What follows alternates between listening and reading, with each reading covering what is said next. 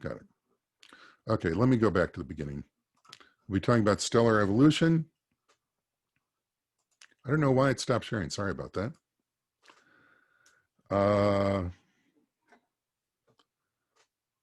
Yeah, so yeah, sorry about that. Here are the equations we need. I don't know why it froze. Here's the topics we'll be covering. Review of stellar birth and structure, the stellar mass and lifetime, the evolution of just the sun. We'll talk a little bit about the evolution of stars other than the sun, why stellar clusters are important in variable stars. So all of these topics will be on the exam.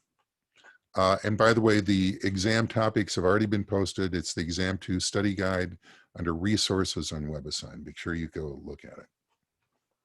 In fact, let me bring that up. Okay.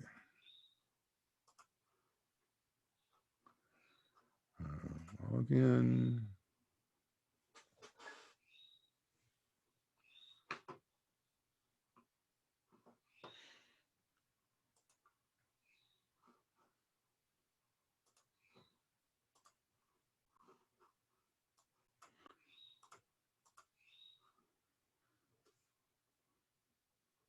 Okay, so here's what you see.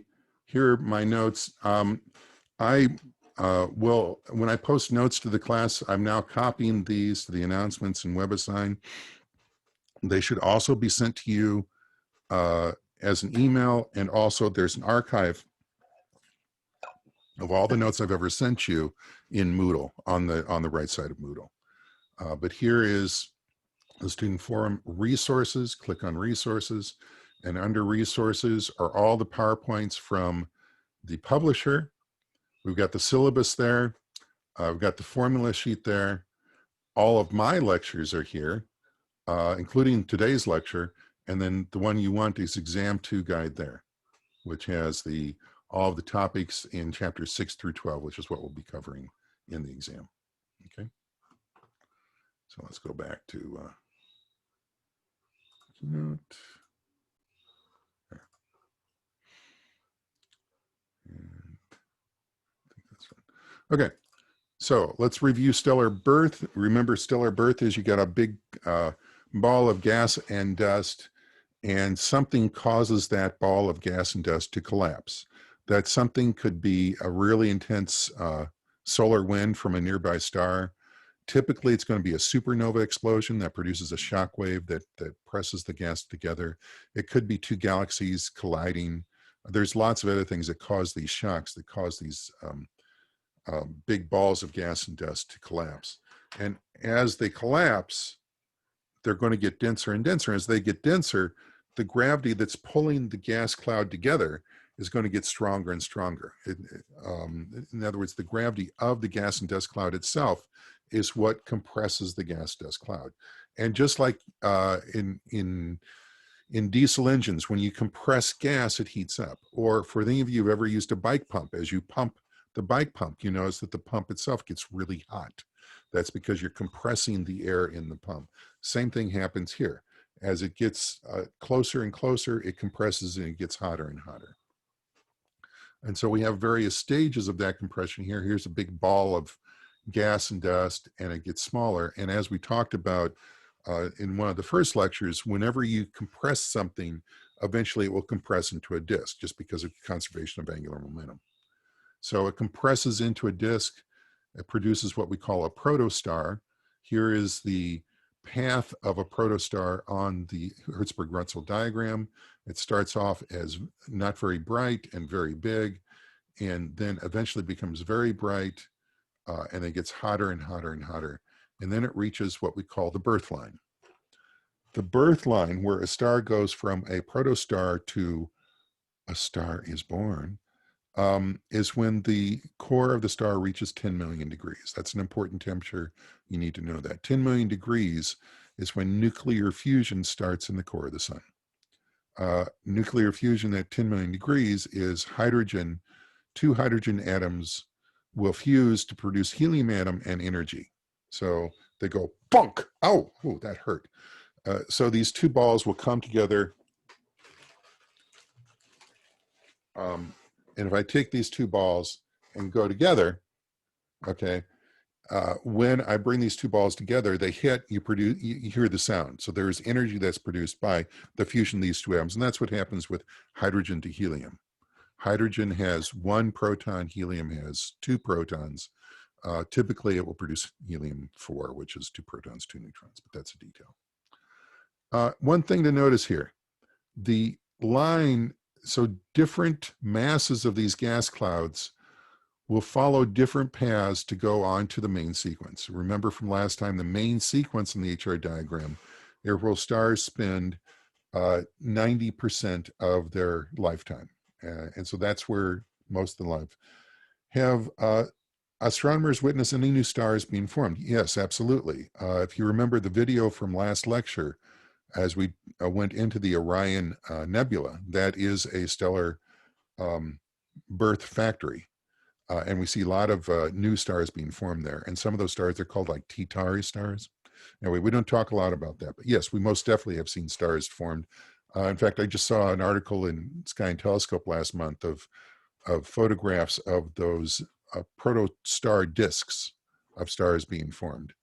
Okay. But here's the thing. These stars, for a 5-mass solar mass star, it follows this birth line, and then it winds up here on the main sequence. 0.5 solar masses, it winds up here on the main sequence. So in other words, your mass chooses exactly where you wind up with on the main sequence when you turn into a star, when nuclear fusion starts. Really massive stars wind up here, really low mass stars wind up here.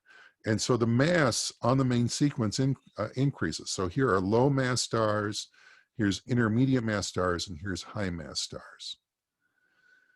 And that's pretty much it. Your mass is everything for a star. If I know your mass, I know your past, I know your present, and I know your future. All one solar mass stars are alike. There's some details, but pretty much that's it. Okay. Unlike humans, I mean, just because I know your weight doesn't mean I know anything about your personality or who you vote for, or, anything else. But it is true in stars. Mass is everything. Another thing to notice is these numbers here, these years, that's how long it takes the star to be born.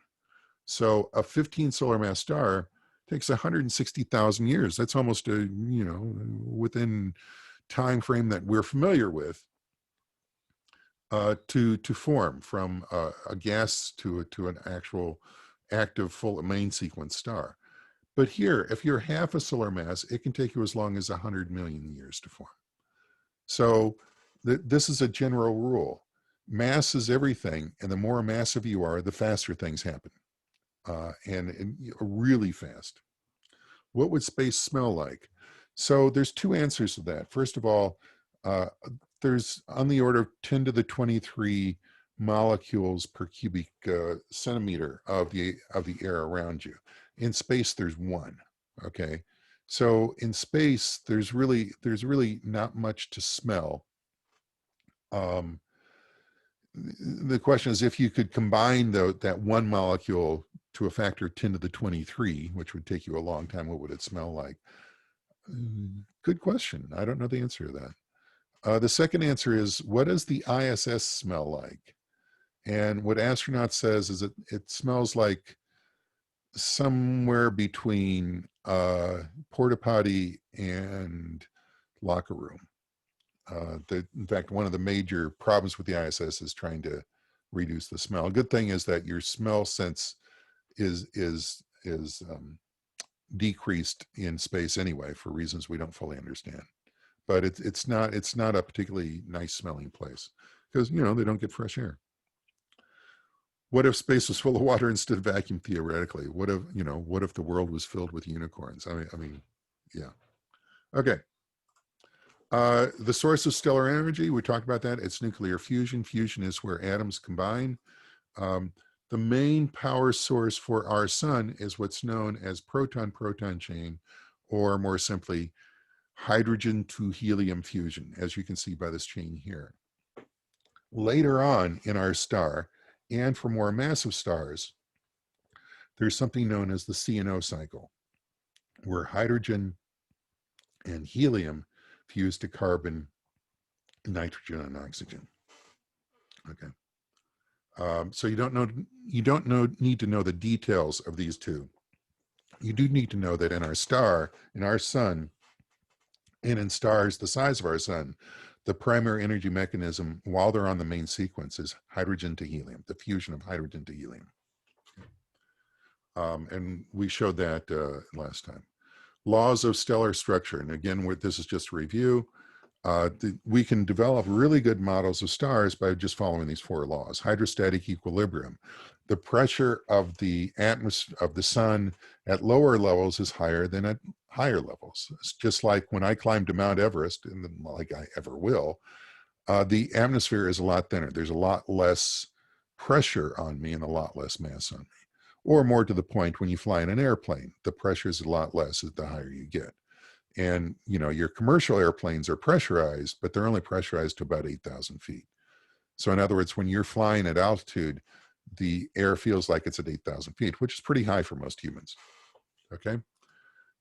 Energy transport. That energy must go from the hot area to the cool area. So energy is generated by thermal radiation at the core, and that radiation must then be transported up through the various layers to get to the surface.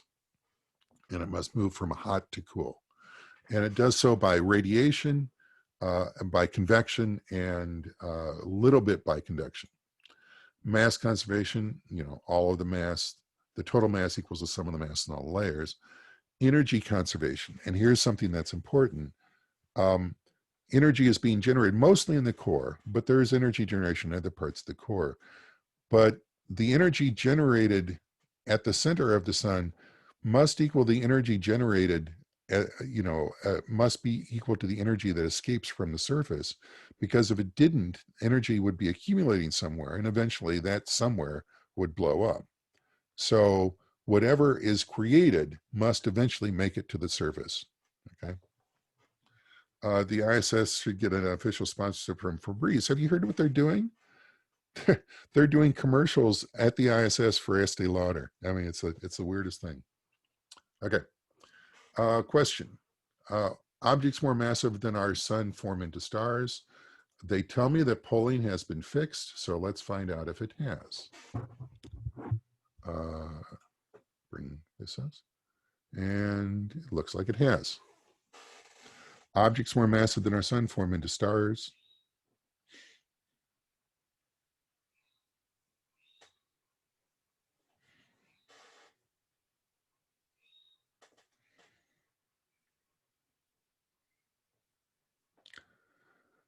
Twenty seconds.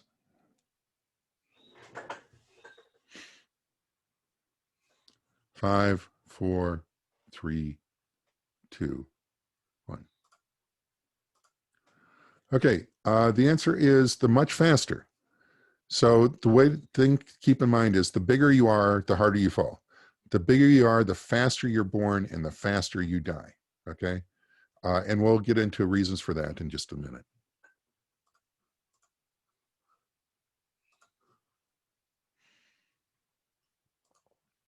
Okay, so now we'll talk about stellar mass and stellar lifetime.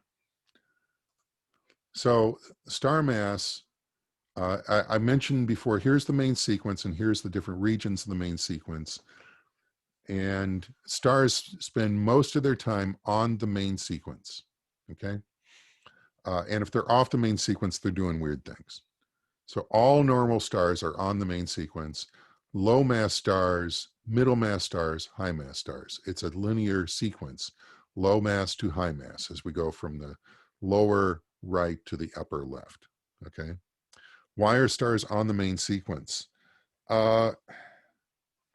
So the main sequence pops out as a result of just computer modeling. Why it's that exact shape, it just pops out of that when you model it. I don't know if that there's a simple answer to that. I do know that if you run the computer models, that's where stars wind up with. And it's a feature that I've not seen a simple explanation for. So here is the division here of how many stars there are of different masses. So the vast majority of stars, look at this, the vast majority of stars weigh less than our sun, okay? So red dwarfs, uh, here, another red dwarfs and other red dwarfs. These three sections are all red dwarfs. And look, they're close to 90% of all of the stars that exist in the universe. We don't notice them because if you look at the night sky is dominated by the few but incredibly bright stars up here. Because these stars are, as much as 1,000,000 times the luminosity of our sun, so you can see them very far away. But the Earth, the universe is littered with these red dwarfs. They're all over the place. And they're the vast majority of the stars in the universe. And the question is, could life exist around a red dwarf? That's an interesting question. And we're looking to get the answer to that question. And you can see these blue giants are just a little tiny fraction up there. Okay. And only 8% of the stars in the in our Milky Way galaxy and presumably in the universe are like us. Okay, so we're relatively rare, not extremely rare. And these bright stars here are incredibly rare. These two graphs, these are what we have observed. We have observed that the radius of a star is approximately proportional to its mass. Okay, so that's an observation, but it's a great scaling observation. These are small, these are big. I mean, the fact that stars are pretty much, there's not a lot of variation in stars once you know its mass. So one solar mass stars will all be like right there. And the radius of all one solar mass stars is pretty much exactly the same. Okay. In fact, we can bring that up.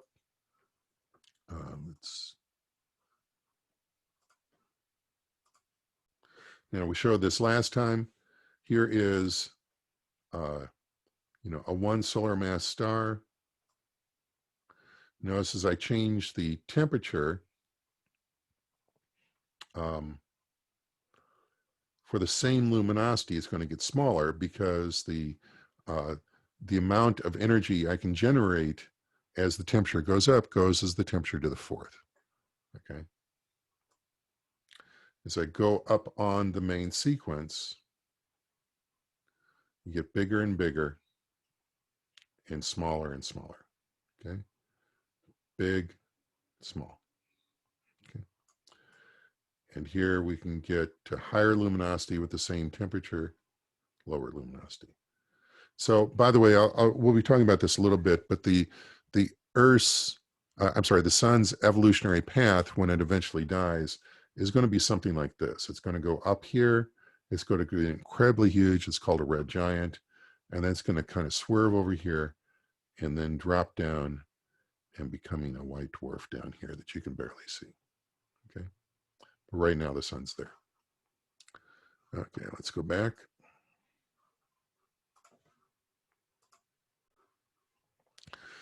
And here is something that's really amazing.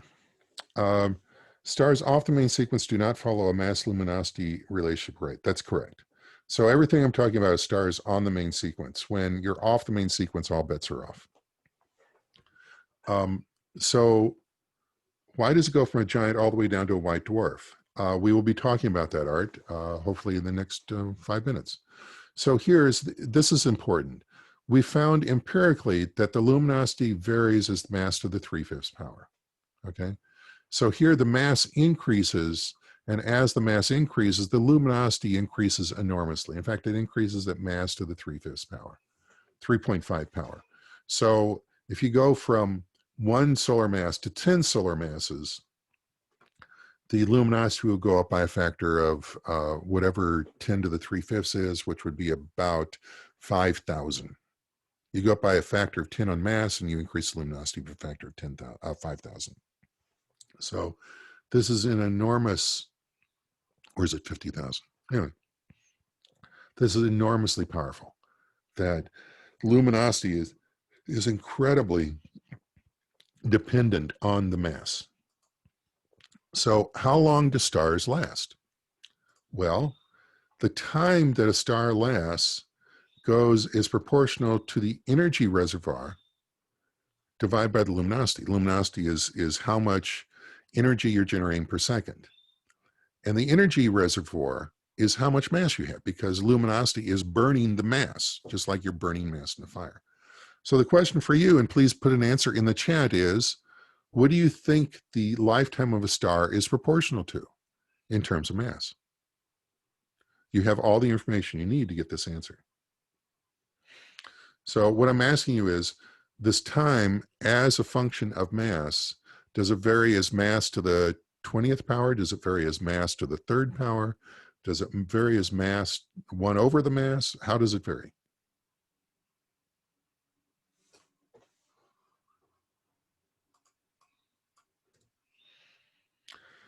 Sam is correct.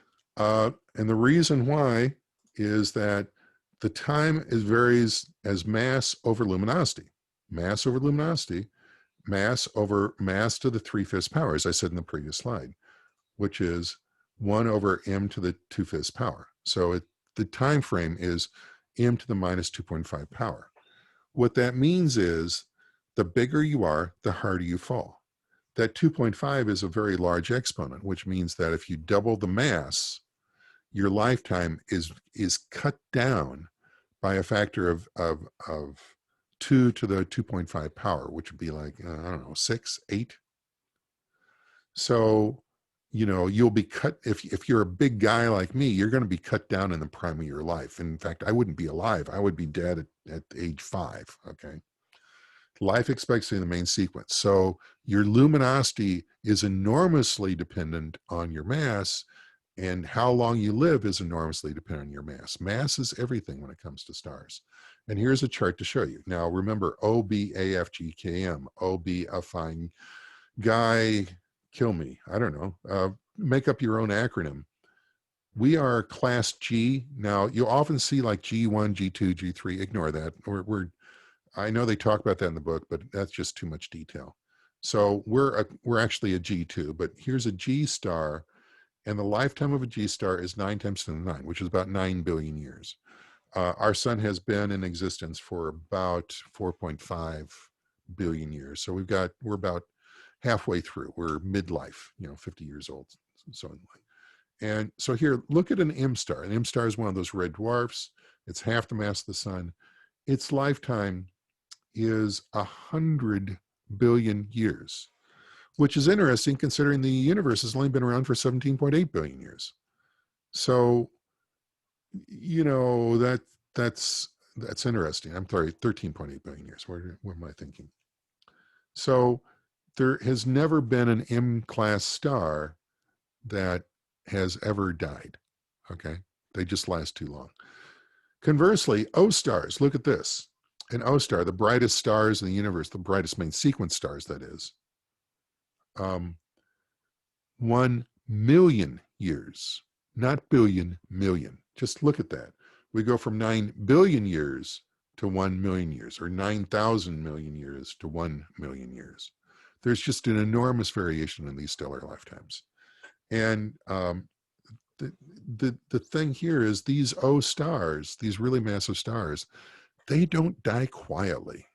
They die incredibly violently, the most violent things that we know of that exist in the universe. And we'll be talking about that next lecture. Okay. So main sequence again, we spend 90% of the lifetime of stars on the main sequence. So we're born, we turn into stars. We spend most of our lives sitting here watching TV, drinking beer, and really doing nothing for 90% of our life on the main sequence, and nothing happens. We don't move. When we do move, as we'll talk about in a little bit, we move off the main sequence and we become red giants, and I'll tell you why. And the mass of stars go from about 0.1 stars to 120 solar masses. There's this limit here because anything below about 1/10 of a solar mass doesn't have enough mass to hit that 10 million degrees at the core to start nuclear fusion. So you have a failed star. They're called brown dwarfs, okay? But they never become a star because they just don't have enough mass and they don't have enough temperature. 120 is the top end because anything that's bigger than that is going to blow up before it ever gets close together, okay? At least we think it's 120. We're not exactly sure of this exact number. What is the number in the spectral classification again? The number in the spectral classification, we're a G2, that number refers to subcategories of the spectral classification. So, G0 will be slightly lower temperature than a G9, for example, or it could be the other way around. Anyway, the numbers just refer to subcategories of the spectral class G and the other classes. And I just don't think that's important for you guys to know. Luminosity goes as mass to the 3/5 power. The lifetime goes as mass to the minus 2/5 power. So these stars are vastly brighter. So a 1 solar mass star has a luminosity of 1 star, solar mass. 120 solar mass star has a luminosity of about 1 million stars. And the lifetime varies from 100 billion years to 1 million years. Okay. The radius goes as the mass. Small radius, big radius. That's for main sequence, not the red giants, not when you've turned off the main sequence. And the spectrotypes here at the bottom, this is temperature, but you could also listen by spectrotype OBAFGKM. OBA, fine gorilla, kilo Mike. I don't know. Figure out something. You will be responsible for that, by the way. I will ask you on the test, what are the brightest stars in the sky? What are the bluest stars in the sky? Main sequence stars, that is. So how does the sun evolve? And again, evolution refers to a single star, not the evolution of other stars like it would be in biology. So here is a cross-section of our sun.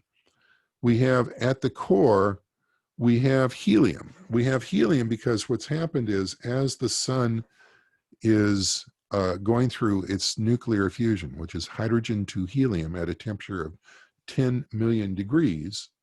Oh, that should be blanked out. Ignore that for now. I made a mistake. So at 10 million degrees, so we have hydrogen burning to helium. The helium is heavier than hydrogen. And so the helium accumulates in the core. And you consider the core as helium ash. And so where the hydrogen is burning, by burning I mean a nuclear fusion, hydrogen to helium, it's going to be on a shell of hydrogen burning to helium. And as the helium is generated, it falls down to the core. So what you have is a small little ball of helium surrounded by a burning shell of hydrogen, okay? So the core converts to helium, hydrogen burns in a shell around that. The helium core and the hydrogen burning shell produce energy for pressure support. They produce energy, so they're hot.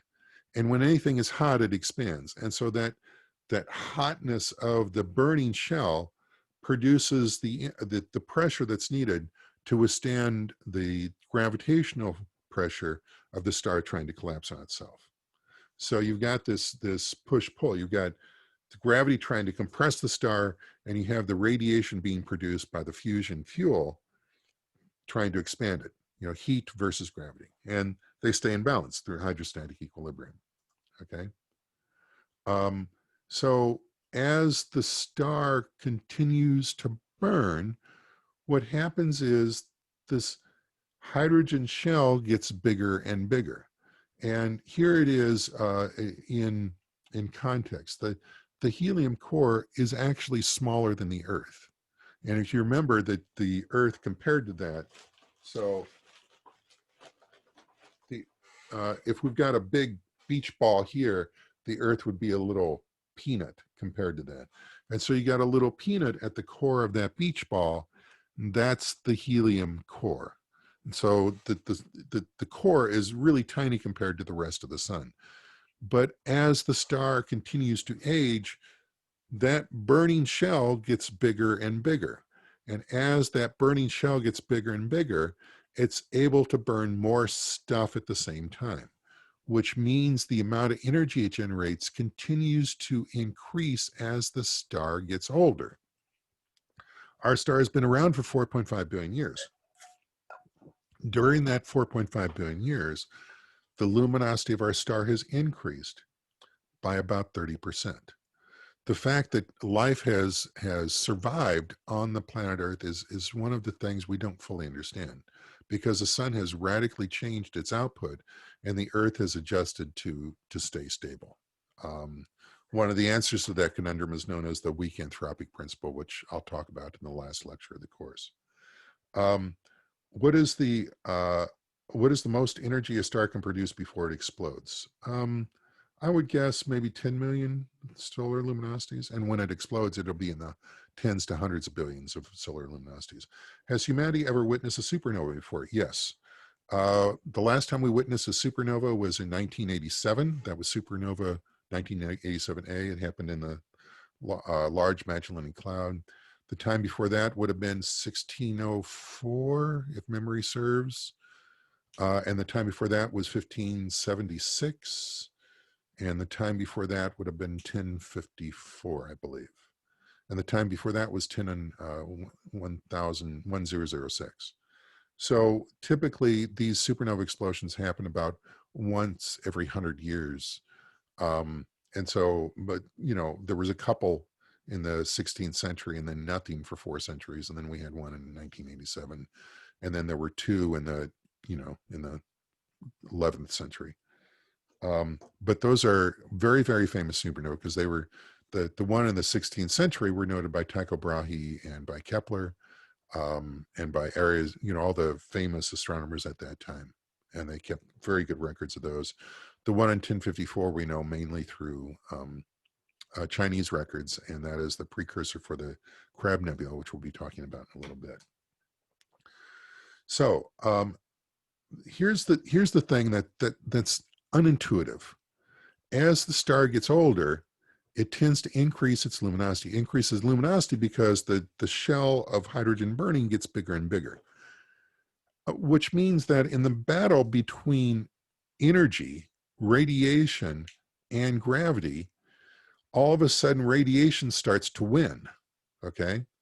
And radiation starts to win, and the star expands, okay? Because the amount of energy being generated in the core is increasing enormously. And so if the star expands enormously, it turns into what's known as a red giant. And it's starting to die, and it's evolved off the main sequence, and it's become a red giant, as our star will. The sun will become a red giant. And here's a picture of a fairly mature red giant of 1 solar mass. So this is what our star will be like.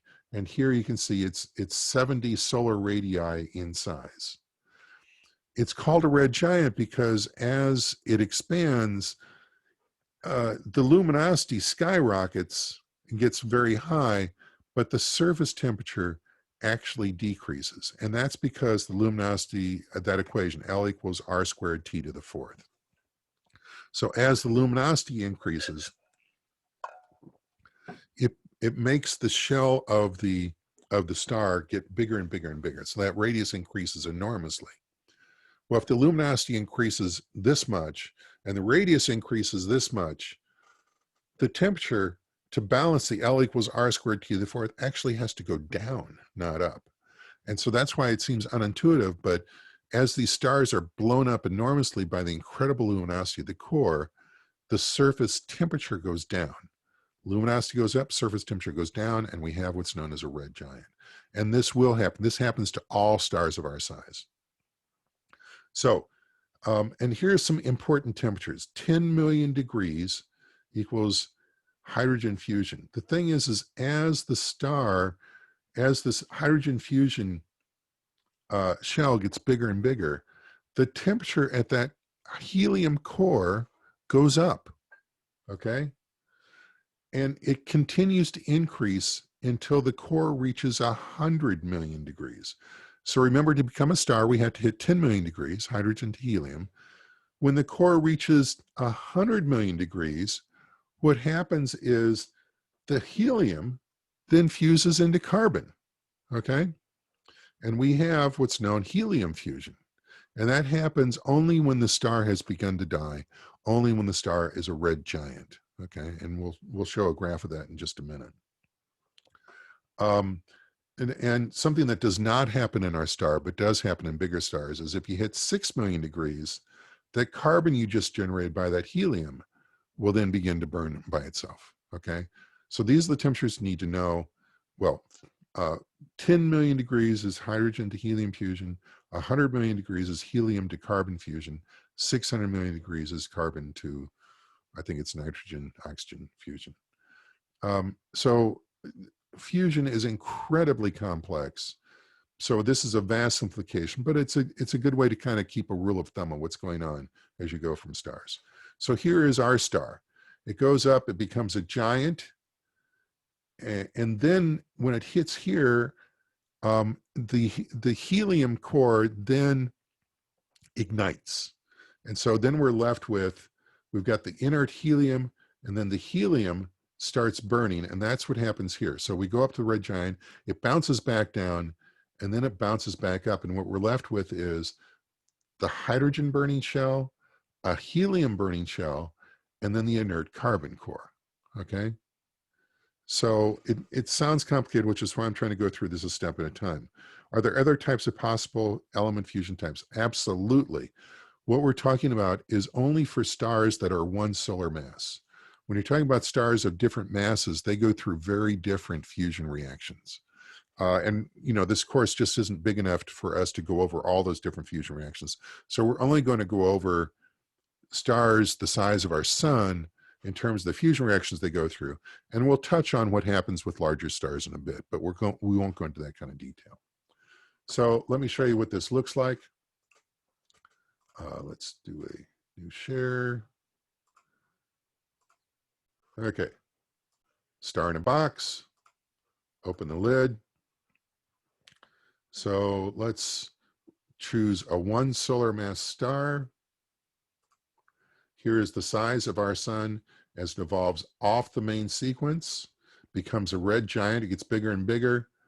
And then the helium ignites, and so it drops back down, then it goes back up. And look how fast it did that, okay? So here we're evolving off the main sequence. We go red giant, bounce back, go back up to the red giant.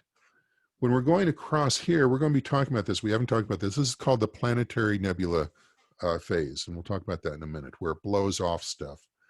And then when it comes here, it eventually dies and becomes what we call a white dwarf. A white dwarf is where it's just, the white dwarf is basically just that carbon core. Everything else has been burnt off. Everything else has been blown off, and all that's left is that inert carbon core. We call that a white dwarf, even though it's made of carbon. You know, who said? Notice what happens when I go to different masses. So we'll go to a 0.2 solar mass star. Now notice here, the timescale is radically different. We're not talking about billions of years. We're talking about hundreds of billions of years. And even at that scale, things happen a lot slower. Okay. But again, it winds up as a white dwarf, as most stars do. But now let's go to a really big star, a 40 solar mass star. So even on the main sequence, it's a lot bigger and brighter than the sun. And watch what happens to this guy. It blows up, and there's no remnant left.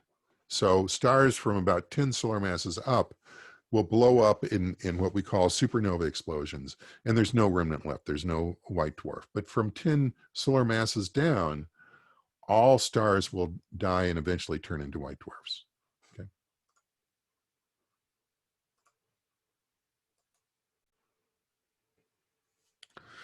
How can we tell a star is just normally on the main sequence, or if it passes it when just about to die when it zooms to the left? So if you look at this graphic, Matthew, as it passes through the main sequence, it moves very, very fast. I mean, it probably happens in just, a few years.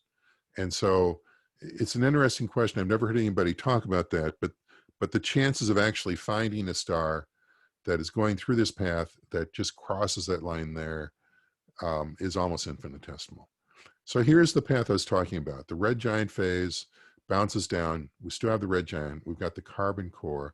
It continues to burn at an incredibly bright. Notice here, this is our sun burning at 10,000 solar luminosity. And so it's burning through what's left of its mass very quickly. And as it does so, the radiation from all that luminosity basically wins. And what it does is it blows off most of the rest of the sun, okay, and produces what's known as a planetary nebula. So all stars that don't blow up at supernova will reach this phase where they blow off their atmosphere. And it's kind of good they do, because when they blow off the atmosphere, what they do is they seed the interstellar space with all of the various elements they created, such as the carbon, nitrogen, oxygen, all those things, all those elements that eventually produce planets and us. Okay, so we should be glad that they spew this off. And after they have burned really bright and they've thrown off most of their atmosphere because they're incredible luminosity, they say, oh, I just ran out of fuel, I'm going to die. And then they proceed to drop down in luminosity.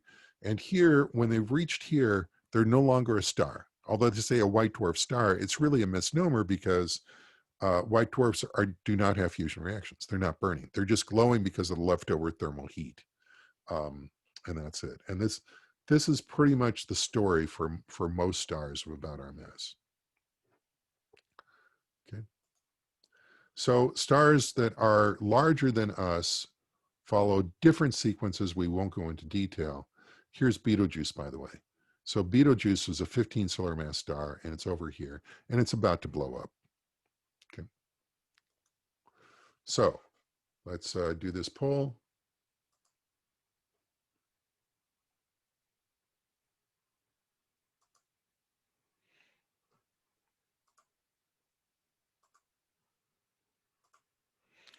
A star will spend most of its shining lifetime.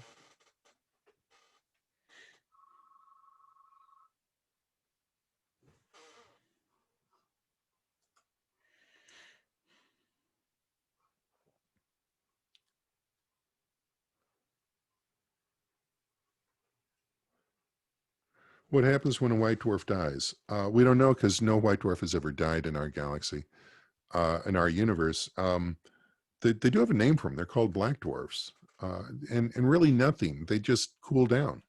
They're called, black dwarfs because they're just little embers, and it would be almost impossible to find them. Because remember, white dwarfs are incredibly small. They're as small as the Earth. Well, actually, not remember. We haven't covered that yet, but you will. Okay. So a star will spend most of its shining lifetime as a main sequence star. 90% of your life is spent on the main sequence. And once I know your mass, I know everything. I know where you'll wind up on the main sequence. You will do nothing on that main sequence. You will just sit on the main sequence for 90% of your life until you're ready to die. Okay.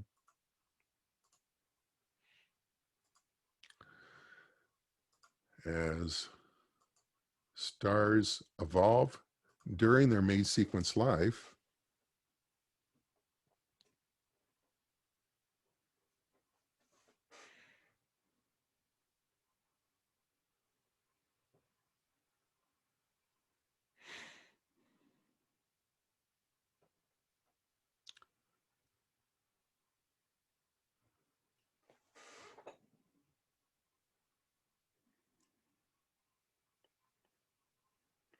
do stars just seemingly explode for no reason? Absolutely not. We've never observed a star that blew up for reasons we did not know. Okay. I mean, we've had some mysteries, but the thing is, mass is everything. We have little surprise, but not big surprises. There's no way a star like our star could blow up. We've never observed that in the billions of stars we've observed. Okay. Most of you got this wrong. Let's try this again and read the question carefully.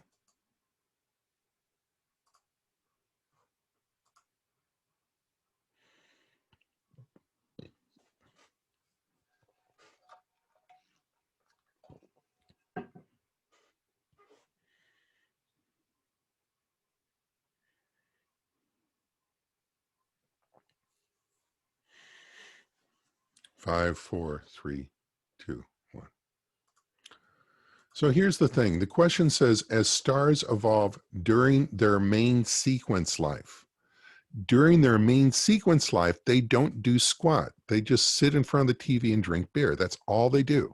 It's only when they start to evolve off the main sequence that exciting things happen. They get brighter and cooler, actually, because they're red giant. Okay. But while they're on the main sequence, and that's why I said read the question carefully. So what inevitably forces a star like the sun to evolve away from being a main sequence?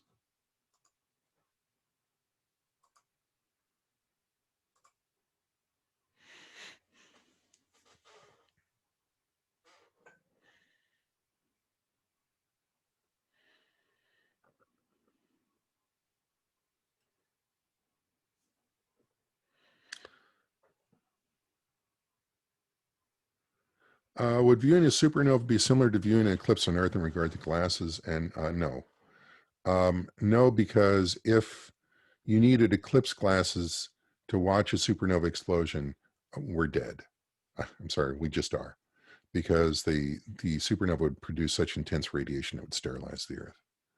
And we do have evidence that that almost happened a couple of times in the history of life on this planet. And so if Betelgeuse blows up, it'll be as bright as the moon, and you can look at the moon with the naked eye. So it's not going to be it's not going to be that kind of deal. What would we do if we had to get up and chase our dog because he just ran out the door and we miss a polling question? Remember, the polls are ungraded. Yeah. Okay. So the answer here, of course, is that helium builds up in the core while the hydrogen burning shell expands. Okay. So let's talk about stellar clusters. This is important, and again, this is on the exam. A group of stars formed, a cluster is a group of stars formed at the same place and the same time. Okay, same place, same time. That's the only thing that's common with all the stars in the cluster. They're very different in every other aspect, but they're in the same place at the same time. Okay. A subtype of star clusters is known as globular clusters. Globular clusters are special because they're extremely old. In some cases, they're even older than the Milky Way galaxy. So globular clusters formed before the Milky Way was ever a galaxy. In fact, they form kind of a spherical shell around the Milky Way galaxy, and we think that the uh, the globular clusters formed out of the big ball of gas and dust that eventually coalesced into our galaxy. How can you tell the age of a cluster from the HR diagram? This is kind of an interesting story. Again, here's the HR diagram you've all grown to know and love. Low mass stars, high mass stars. These stars last forever. Um, these stars don't last very long at all. Okay. So imagine what the HR diagram would look like for a cluster that has just been born. In this case, it's only 1 million years old. And what we have here is we've got stars of all different masses and sizes and brightnesses and luminosities on the main sequence. And notice these low mass stars, they haven't quite reached the main sequence because it takes them 100 million years to reach there. But basically, you see that they're born all along the main sequence. So this is like what we call the zero age cluster HR diagram, okay? A zero age main sequence, okay? So what I'm going to show you is where they took a picture of a bunch of stars in a single globular cluster, and they sorted it by luminosity and then by color. This is a Hubble Space Telescope image of the crowded core of the globular cluster Omega Centauri. The brilliant colors of the stars are real. They correspond to stellar temperatures. They can also be used to trace stellar evolution. Astronomers like to know how blue the blue stars are and how red the red stars are. So we'll first sort these stars out by color, blue on the left and red on the right.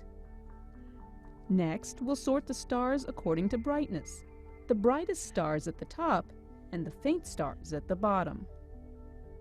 The final plot you see represents different stages of evolution of stars. Stars spend most of their lifetime burning on the main sequence. When the fuel starts to run out, they expand to become red giants. They find a new source of fuel, helium, and burn blue hot, but even that runs out. They end up burning out as white dwarfs. Based on images for the Hubble Space Telescope, we've assembled a true plot that is a snapshot of the life history of stars in this ancient cluster. So that's the trick here with clusters. The trick is that these stars only live for a few million years. So if you're looking at a cluster that's a billion years old, these stars no longer exist. Because remember, all the stars in the cluster are born at the same time at the same place. So a billion-year-old cluster could not have a star that has a lifetime of 10 million years. And so remember, the lifetime increases as you go down and increase very quickly. So you would have essentially no main sequence O stars in an older cluster, or even no main sequence B stars in a cluster. And so here's, if you look at the HR diagram for clusters of different ages, you would see this progression here. That this is a very young cluster, and as clusters get older, the turnoff where the stars begin their deaths, where they begin to turn into red dwarfs, is moved down farther and farther. Okay, and so basically, by just measuring where that turnoff is, I can tell you what the age of the cluster is. So these are theoretical, these are actual. So here is an old, what they call an open cluster, and there's the turnoff, and I can tell you the age is 4 billion years. This is 100 million years, oops, and there is only a million years because there's no turnoff. There's no turnoff there, there's the turnoff there, and there's the turnoff there. So the these star clusters are really important because they tell us a lot about stellar evolution, because they're born at the same time, at the same place, and we can figure out the age of these stars just by this turnoff. I mean, it's an enormously powerful tool. Okay. Stars, and let's do this poll.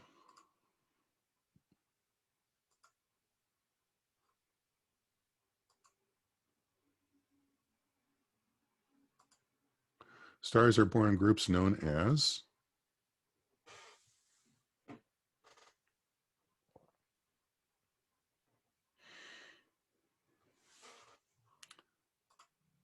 and that's true. It's just clusters. It's just the language. We've got a bunch of questions here. I'm going to skip these because I want to get to variable stars. We talked about using parallax to find the distances of stars, but the thing is that parallax only works for relatively close stars. If we want to find the distances to stars farther away, we use what's known as variable stars. Variable stars, of which Cepheids is one type of these variable stars, oscillate. They get brighter and dimmer and brighter and dimmer. And you can see here is a curve of one variable star, and its brightness and dimness actually vary. So you can see these with the naked eye, and notice the variation happens over 7 days. And so this happens over human timescales. And what we have found through observation is the speed of this variation is directly proportional to how bright it is. Okay, and this is a Cepheid. The Cepheid has this line here where we measure the pulsation period of that star, which we can do just with the naked eye. And that pulsation period, because of the particular effects of Cepheids, it will tell us what the magnitude of that star is. If I know the absolute magnitude of the star, and I know how bright the star appears, and I've measured the pulsation period, I can tell you how far away that Cepheid is in actuality. And so this is one way that we measure distances to stars and their associated stars within our galaxy and in the closer galaxies. So for close stars, we use parallax. For more distant stars, we use Cepheids, which are very, very bright. But all we have to do is measure the pulsation period. That will tell us how bright the Cepheid really is. And by seeing how bright it appears, we can figure out what its distance is. And remember, the brightness of a star that it appears to be is equal to the luminosity divided by the distance squared. Okay, I'm out of time and I am open for questions. So feel free to open your mic. So in a conga line, the way they all follow each other until they die, or do they go slightly different directions after the turnoff? So pretty much a conga line, Matthew. That's that.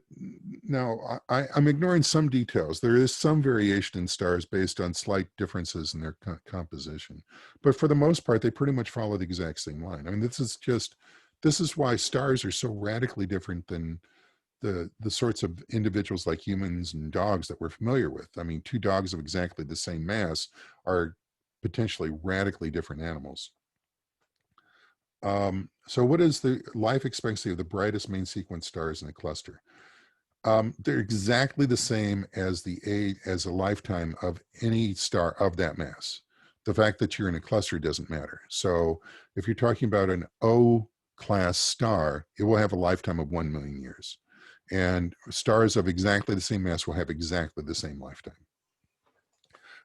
And so, like if you have a globular cluster, it will have no O stars, no B stars, and probably no A stars, just because those stars, the lifetime of those stars is less than the lifetime of the cluster. How do scientists decide on names for certain stars? Like, where do these names come from?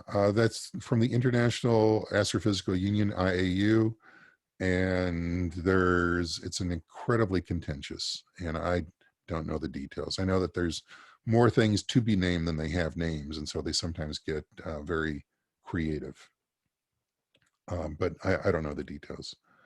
I want a star to be named John. Yeah, so there's been these um, scams where you can name a star, and they say, this will be registered with the federal government. And by registered with the federal government, what they do is they'll print out all the people that have sent in their $5 to have a star named, and put in a book. And as by law, all books must be registered with the Library of Congress. So certainly they have deposited with the federal government, just like every other piece of book that has ever been published. So, I've got my books are in the Library of Congress, presumably. Um, so it's a scam. Of course, that doesn't mean I didn't order a couple of names for my relatives. Is it possible to build a Death Star like in Star Wars? In other words, is it possible for us to use a weapon that can destroy planets? Uh, Certainly not with today's technology. I mean, if we took every nuclear weapon that exists and blew it up simultaneously, the Earth don't care. Now, the biosphere will care and will kill most animals, but the Earth, really the energetics, the difference between something that can destroy a planet and the energetics required to do that, even with nuclear weapons, are off by 20 orders of magnitude. Just so you know from my previous topic, okay. I want a star named Timmy. Yeah, I do too. You can name a star. Oh, there it is, starregister.org. Well, the price has gone up. It used to be $5. How long does it take for a star to reach its peak temperature once it became a red giant and reaches its peak mass? You may have said this before. It happens relatively quickly. So for a star like our sun, it happens over, say, 10 to 100 million years.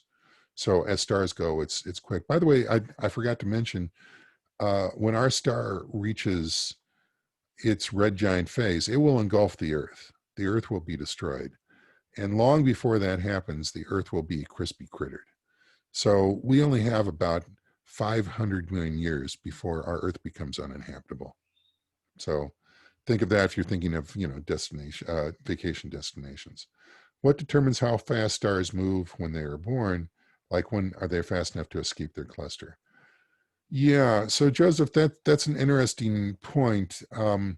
That stars will interact gravitationally. It's like you've got a bunch of, as I showed you in that gas simulation, you've got balls that are bouncing around these stars, and they don't have to actually connect with each other. But what they can do is they can slingshot stars out of their galaxy through these gravitational interactions. And we have that slingshotting effect where you've got a cluster of stars and they're all kind of zooming around each other. And every once in a while, one of them is ejected. That's called kind of like a cluster evaporation. And every once in a while, we'll detect a star that's moving very quickly. And we think that that's one of the reasons that it's it had an unfortunate interaction with a couple of other stars in a cluster, and it got ejected. It was very sad for the star. Another reason these stars can move very quickly is if they're a companion to a supernova explosion. Why do stars appear to twinkle? Stars appear to twinkle because of the Earth's atmosphere, and that's the only reason. So what happens is the atmosphere is continually messing around with the light from the star, and they appear to twinkle. Planets tend not to twinkle because planets are somewhat bigger on the night sky, and so they're going through slightly different parts of the image of the planet is going through different parts of the Earth's atmosphere, and so it will tend to twinkle just a little bit less. But any type of point source will twinkle due to the atmosphere, and so that means that if you were watching the night stars on, say, Mount Everest, when you decide to hike up there one day, the stars would really not twinkle very much. What is the upper size limit for planets or solid celestial bodies? Brody, we thought we knew the answer to that, and we clearly didn't, because there are stars that are much bigger than we thought could exist. Really, the limit is when you get too big, you turn into a star. And so Jupiter is probably 10% of a star. If Jupiter was 10 times more mass than it is, it would probably begin fusion at its core, and instead of a planet, it's a star, small star. What are your thoughts on the Dyson sphere? So for those of you that are not familiar, we'll be talking about this in the last lecture in the class. A Dyson sphere is, we categorize civilizations based on how much energy they can consume. So the first class, Kardashev, I think it's a Kardashev scale, Kardashian scale, the Kardashian scale, that's it. The Kardashian scale, class 1 is where you can use all the energy that hits your planet from your star. And by that scale, we are of scale 0.7, I believe, okay? The second class civilization on the Kardashian scale is where you can use all of the energy from your star. And the third is where you can use all the energy from your galaxy. To be a second class Kardashian civilization would require some way of trapping all of the energy around the star. And Freeman Dyson, who recently passed away, I met him once, by the way, postulates a sphere around the star that's used to entrap all of the energy being produced by that star and then used it for nefarious purposes. And at various times, astronomers have said they've seen the thermal signature of a Dyson sphere, and they're always wrong. It's never aliens. But yeah, it's certainly something theoretically it's interesting to talk about. Can stars be ejected from galaxies? Most definitely, yes. And we have observed a few stars that have clearly been ejected from a galaxy. Are extragalactic stars a thing? Yes, most definitely. Hard to find, but we have found a few. And again, we think that they've either been ejected from clusters or they've been ejected from a supernova explosion. How close can you get to a star? Well, you mean while you're alive or while you're dead? Because those are two different answers. So the Parker space probe, you might want to look, solar probe, you might want to look that up. It was launched by my former employer, Johns Hopkins Applied Physics Lab, is going to get as close to the star as any working mechanical device has ever gotten. And it will be, I think, 3 or 4 solar radii. I mean, it'll be incredibly close. And it's so close that they can't take pictures of the sun. And if their solar array even pops out of the solar shell for just a second, it will be fried completely. I don't think you can climb Mount Everest. Yeah, I was actually joking because I just read the Everest article in National Geographic. You went there in July? No kidding. Huh. Wow. Why did they close the main camp? You mean the base camp? Anyway, I had friends who went to base camp pollution. Really? Oh my God. Oh, that's right. They're talking about doing this massive cleanup. Yeah, I had friends who hiked into the base camp because they were meeting friends who were going to climb the mountain, and both of them got violently altitude sick. Um, we should go to Mount Everest as a field trip. Uh, yeah, I don't think so. My son went to a ski resort that I had a condo at, and it's at 10,000 feet, and his girlfriend got altitude sickness. Some people can handle it, some can't. Bring your telescopes. Absolutely. Yeah, I would imagine it would be incredibly beautiful, and the night sky would have been spectacular. So, Ward, you've seen the night sky more clearly than anybody else that's on this call. So that must have been an incredible sight, but cold as hell. Yeah, I don't like cold. Yeah, but boy, just the sky. You would have seen the Milky Way galaxy in a way that we have not seen for hundreds of years in the United States.